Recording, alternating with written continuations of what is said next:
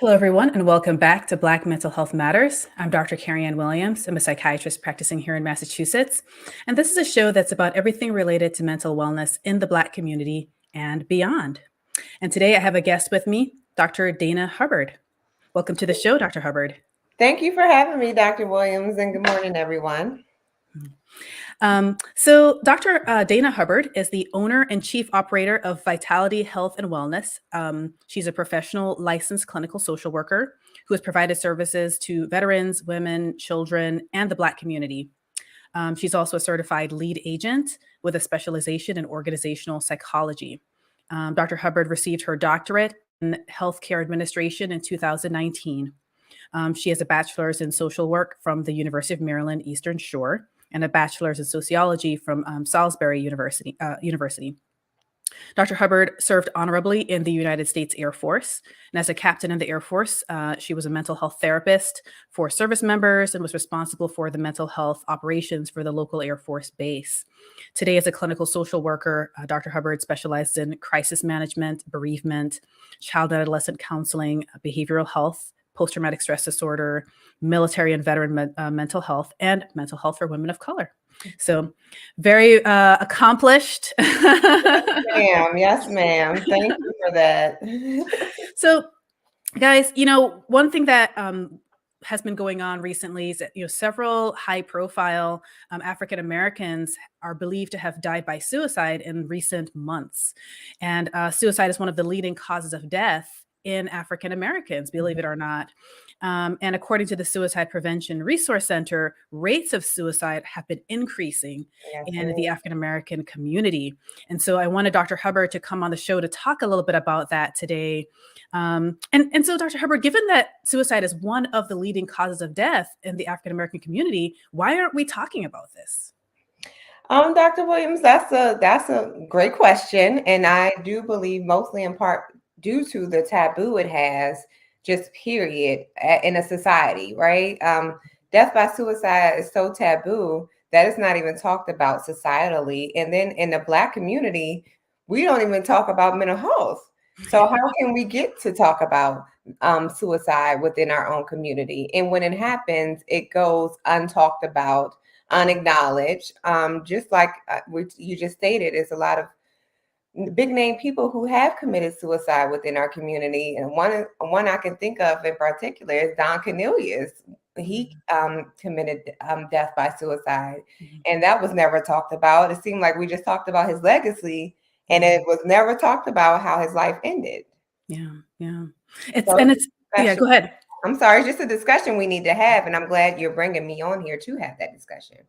Yeah, I mean, it's interesting. It's an interesting balance because I know that on one hand, in the kind of the mental health field, there is a little bit of concern about over publicizing a death by suicide because it sometimes has a mental health effect on people that are viewing. But at the same time, there's a balance with like hiding that is by suicide, and then kind of us not talking about it at all.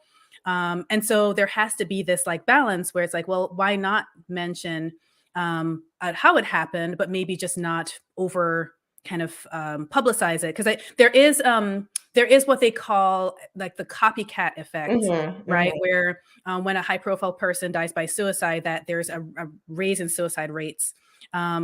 But at the same time, that's not really an excuse to not talk about it in the Black community.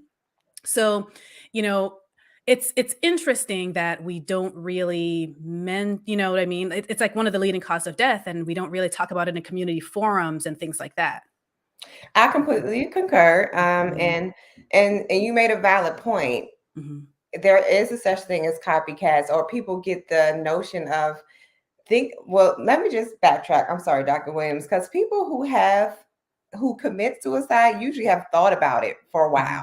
Right. So just a newscaster to say it. It's been resonating within them for a few months, for years at a time. It's just been there. Yeah. And to visually see it happen, yes, it can spark one's thought to, okay, I will complete it because I see it has been completed. But I do believe when we talk about it in news media and media outlets and things like that, Mhm. it's never about where the resources or things you should be looking for if Mm. someone you love may be exhibiting suicidal thoughts or you may be concerned about their welfare. It's just about the Mm. news story and how whoever suffered from depression or mental health, and that's Mhm. it. They never give Yeah. resources, they never give things to look out for. So that's where we can counteract that is by Yeah. talking about it, but also putting out the resources and the information for Mm. people who need it.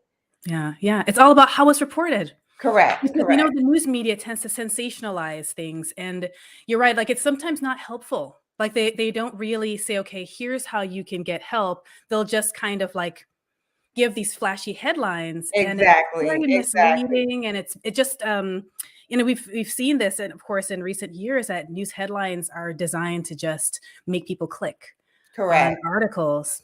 Yeah. And it's one article I was while I was researching and getting ready for this today. You know, Miss America, that's the one most recently who died by Mhm. suicide. Mhm. I saw the caption of her headline, Miss America dies by high functioning depression. And I'm Mm, like, mhm. that's such an oxymoron, high Mhm. functioning depression. Yes, Yeah. there are a lot of people who function highly with depression, but it's a small percentage of that. Mhm. And high functioning depression kind of glamorizes depression to me. Mm, mhm, So, mhm. like you say, that media and the catchy headlines and things like that. I'm Yeah. like, so if I'm depressed and looking at the headline and she Mhm. was able to be Miss America and go to law school and all those things, and I haven't attained all of those things, how would that make one feel who has depression? Yeah, yeah. It's an interesting, headline. So she dies by high functioning depression. Yes, yes. Hmm. High functioning depression is what they labeled it. And that's Now what her mom stated she had high functioning depression. So they just took mhm. that and ran with it. So it's that's an interesting kind of concept. I know that I've heard of, I've heard there being kind of like a movement of folks saying that when someone dies by suicide, that we should say that they've died from depression. But in this case, they're using the word high functioning depression, which isn't actually, as you know, like a diagnosis. No, it's not. It's a layperson term. And actually, a few weeks ago, I had a show on high functioning depression where I kind of talked about how it's not a real diagnosis, but there's kind of two different things it maps onto. It can either map onto a persistent depressive disorder Mhm, or an unspecified depression. mhm. You know, where someone's maybe not meeting all the criteria, or they've just had depression for a long time and it's persistent, but they're kind of Correct. pushing through it. But you're right, there's not really like what is high functioning depression? What does it map onto? Um, and so is it a term that's just been created by lay people, by the news? You know, where did that come from? Um, yeah.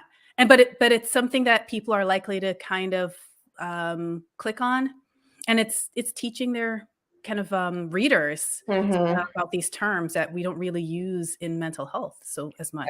Agreed, agreed. Mhm. And then when you click on it, where's the resources? Yeah, If yeah, I feel like I am exhibiting or feeling some of these thoughts of suicide, where are the resources once I click on it? yeah, yeah. What am I've I noticed that required to do? there's often just like maybe a phone number. They're like, well, if you're having thoughts, just call this number, and Correct, there's not much more than that. correct, correct. I completely agree. Yeah. Wow. It's so interesting how dicey that this topic can kind of be, you know, how it's like we need to talk about it, but we have to talk about it in a certain way for it to be helpful for people. So people feel like they're getting the resources they need and not just hearing about the death without kind of the buffering of like, okay, here's what you can do with this information. Agreed, agreed. Yeah. Wow. You know, I wanted to add a few things, and I want to get your thoughts on it too. Okay, So I found this article in the Journal of Black Psychology, and it's called "Suicidal Behaviors in the African American Community." It's from 2006. okay. Authors are Alex Crosby and Sherry Davis Mallock. They point out several kind of things. So um, and I thought this was very interesting because they had this whole like issue where it was multiple articles on suicide, but they kind of summarize it and they said historically, suicidal behaviors among African Americans received scant attention because of the belief that few African Americans completed suicide. Mm. It was also assumed historically that they did not experience depression.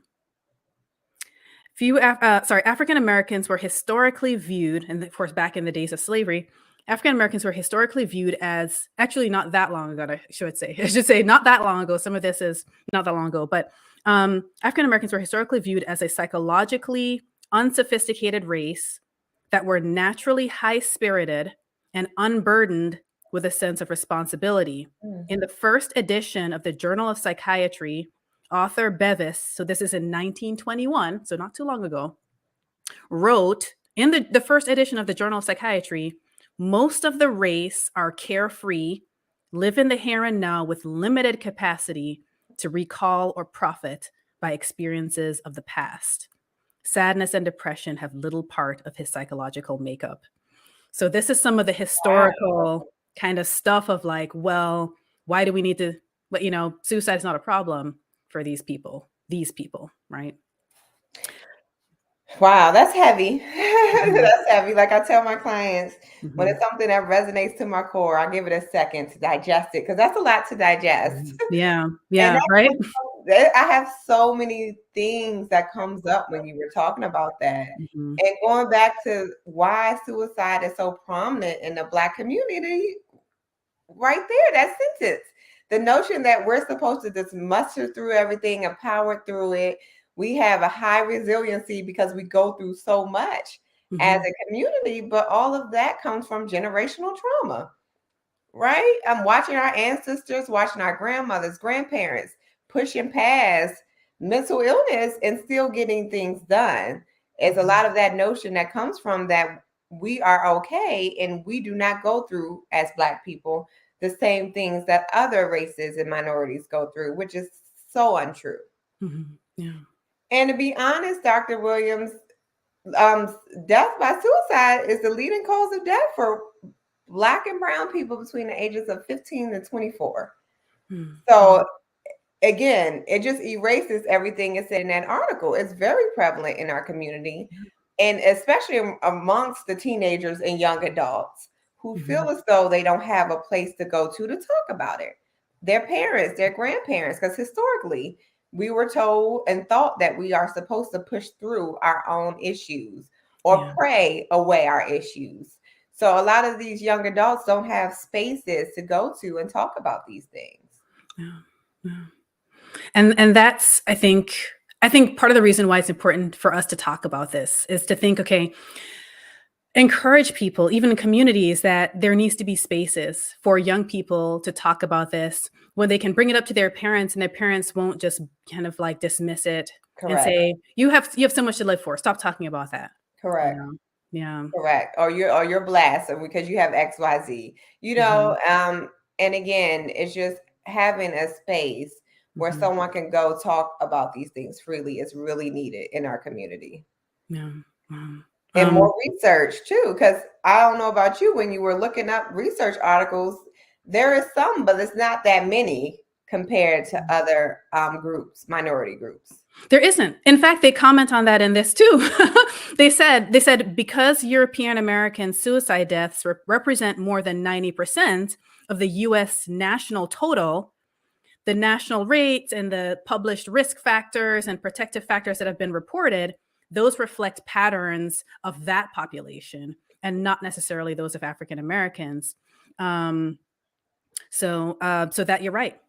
Because of the most of the populace are, again, what this article referred to as European Americans. A lot of the knowledge that we have about how suicide works and what the risk factors are and all of that comes from research with not Black, not African Americans at all. Agreed. And Um, I think that's a good point that we should discuss today is what are the risk factors? I don't know if you were going to get to that. yeah, 'Cause- we'll definitely get to that. Okay, Yeah. okay. Yeah, we're going to get to that. I want to mention one more, a couple other things from the article. It says that in that historically also, some African American leaders um, felt that suicide was not a problem in the African American community and that it was a white thing. Oh, wow. Given that African Americans are seen as resilient in the face of racial discrimination and oppression. And I think you mentioned a little bit of that too, is that this sense that like we're just going to push through things. We're resilient, we're strong. So there's, I think, an impression from some leaders and some African Americans that this can't be a problem. We're such a strong people. But then the article mentions in reality, of course, suicide was very common among slaves after capture, during transport, and after arrival. In the article, there's an article that was published in 1998 called "Suicide in Blacks," was the title of the article. The author, Lester, noted that many African tribes believed that their souls would return to Africa after death. And he speculated in that article that slave owners would mutilate the bodies of slaves who died by suicide because the slaveholders knew that the slaves believed that if their bodies were dismembered, they couldn't return home. So that was kind of particularly malicious. That if they died by suicide, so their souls could return to Africa, the slaveholder would just mutilate their bodies so that their souls couldn't return to Africa. So there's those are the couple of things that I had wanted to mention, which is just this idea that it's not happening. It doesn't make sense because it's been happening since slavery, since before people even got here, the transportation over, when they were captured. It's just kind of always been present in our community. Agreed. It's always been present, but just swept under the rug. Yeah. What do we know about kind of the incidence of suicide, the trends? You said that it's kind of number one in certain age groups. Anything else that you wanted to add about that, or it's pretty much one of the top kind of causes of death? And so in 2019, it was the 10th leading cause of death within the United States. So suicide is various trends. It's very prevalent within men, of course, because men are most likely to use lethal means to commit suicide. So gender specifically, men are more likely to complete it. Women, we may attempt it, but we use least lethal means to do that. So for your listeners, that means someone taking pills or overdosing where someone could find you faster. So someone's able to find the person and resuscitate them quicker than a more harmful lethal means, meaning guns that, can really help the individual complete suicide. I'm sorry. Okay. So that's something that they, has kind of been something like a pattern that's been found. Right. Yes. People have kind of researched. Yeah. They find that different people have different kind of patterns of means that they tend to use.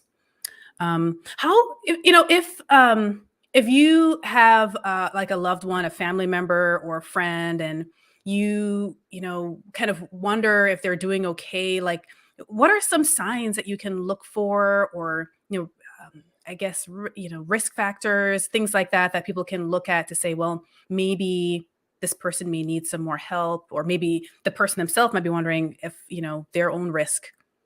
So one thing that researchers have found, that the most leading causes of suicide is worthlessness. So if you feel a loved one is going through a life stage or life change, relationship problems is a high indicator, where most people feel as though, intimate spaces is who we connect to most. So we just had a breakup of 10 years, 15 years, or if our loved one just passed away suddenly, that can make people really feel hopelessness.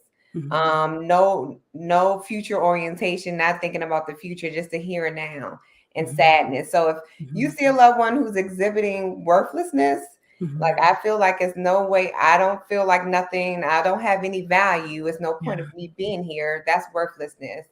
And hopelessness, I'm not looking forward to the future.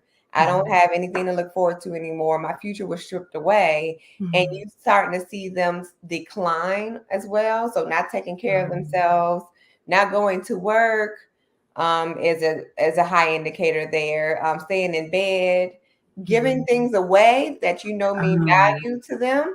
So if I'm giving you my favorite necklace that my grandma gave to me, and I'm passing it on to you, that's usually a pre-indicator that somebody is thinking about death by suicide.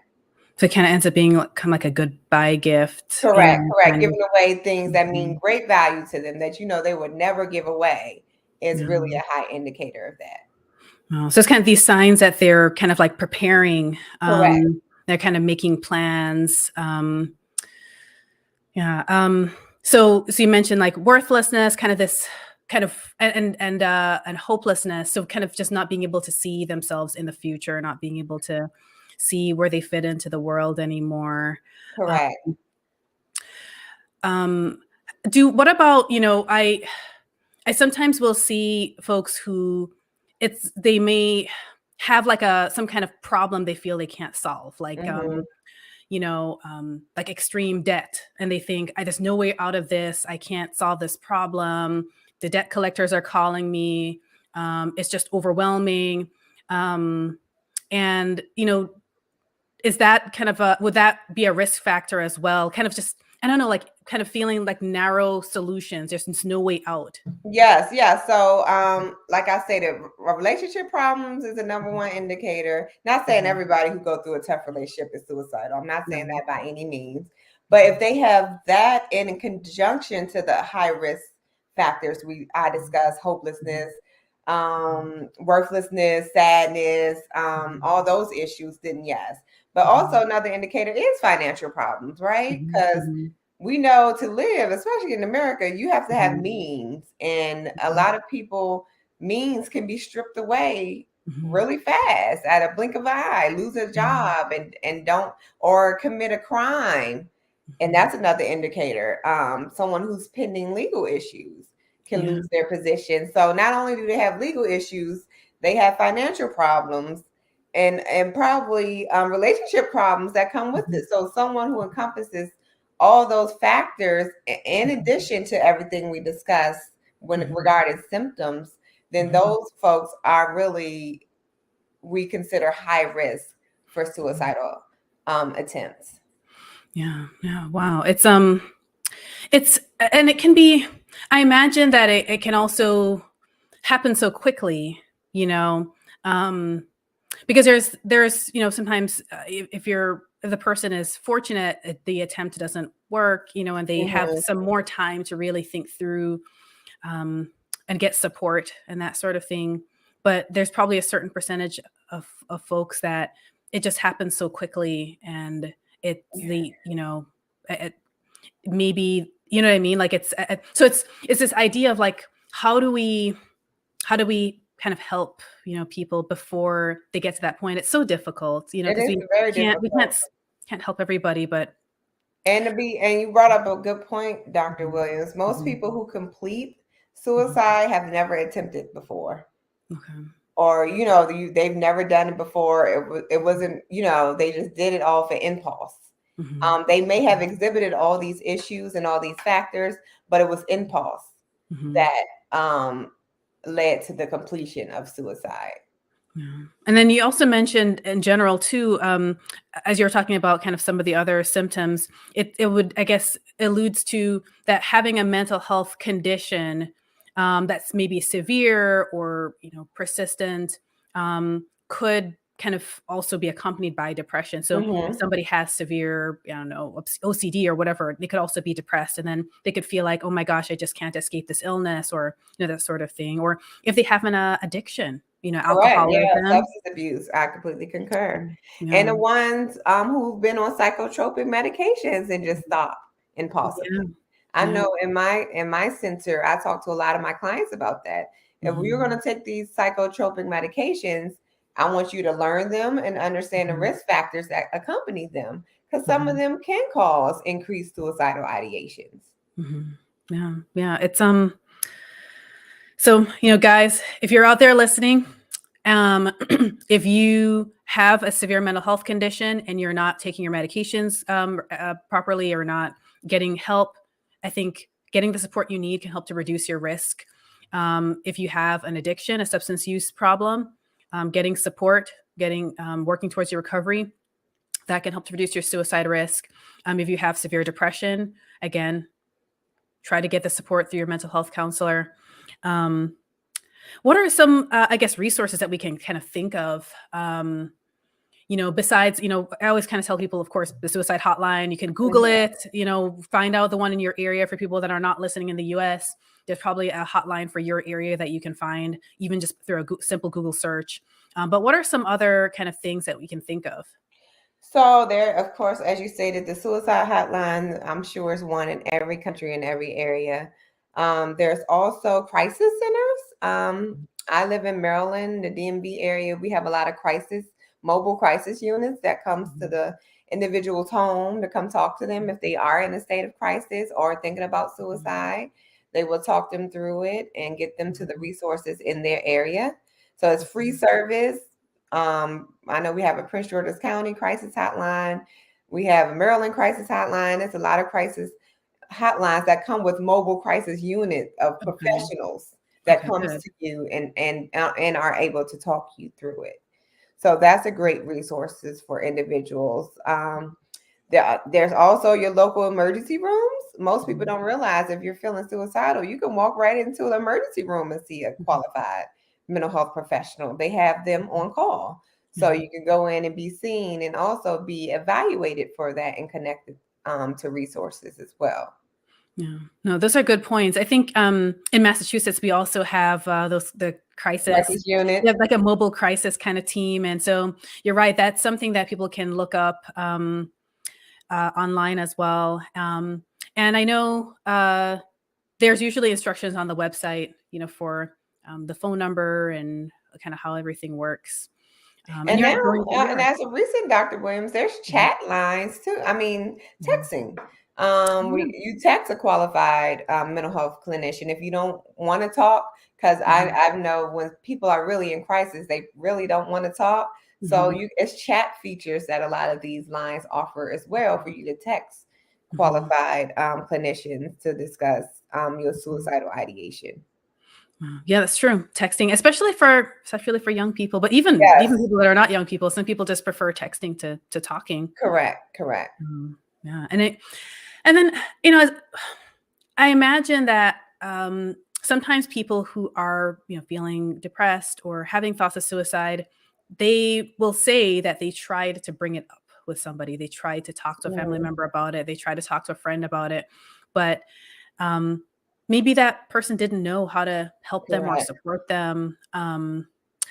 I don't know. Do you have anything to say to family members that are like, how do I talk to this person about this? How do I find out if they're having thoughts like that? How do I Mhm. help them? I would tell family and loved ones because I had to do this for myself to friends and family Mhm, as a therapist. mhm, It's just simply asking.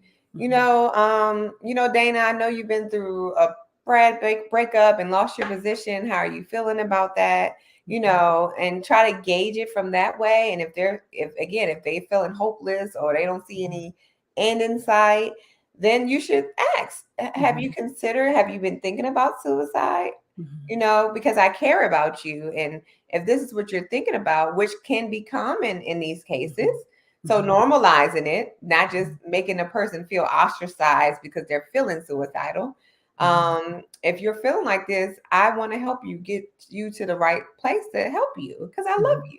Yeah. So just asking them candidly if they're thinking about it Mhm, and being very transparent with them. If you've known someone, because people feel connected too when they don't feel alone, yeah. right? So if I see someone's going through it as well, I'll be more open to talk about it, or I feel safe talking to Dr. Williams about it. So Mhm, I will be mhm, more open to talking about it. But if you're closing the conversation as a loved one, oh, you'll mhm, be fine, or girl, just go on another date, you'll be okay. So, if you're mhm, closing the conversation and not allowing that person to speak freely, then they're mhm. going to really keep that deep dark Yeah. secret of suicidal thoughts to themselves. Yeah. Yeah. So just listen, ask and listen. Yeah. Yeah, because I guess in that moment, people just want to feel understood. They want to feel heard, Correct. um, and supported. So you're right, just kind of that idea of just shutting it down and just saying, "Oh, stop worrying about that. That's not a big deal." It's kind of invalidating. Correct. Or you'll be Yeah. okay. Or Yeah, you'll be fine. you're a strong woman. You're strong. I don't know how many times you done heard that, Dr. Williams, but I've heard it. If I could get paid as many times I heard it, I would be a millionaire. But and not just saying that too, because people don't want to hear that. Sometimes Yeah. you're not as strong as normal, and that's okay. Yeah. Superheroes, who a Superman needs rest too. Everybody needs rest. So it's Right. okay if you're not as strong as you normally are. But Mhm. again, a big piece of strength is knowing when you need assistance and asking Yeah. for assistance. And people forget that Mhm. part. Yeah. And it's so it's as you mentioned that, it just kind of leads me in my kind of like on a tangent of like Black women in America and how we are socialized to just be strong. And the idea, like there's just so much at stake for showing weakness. People don't know what to do with it. People don't expect it.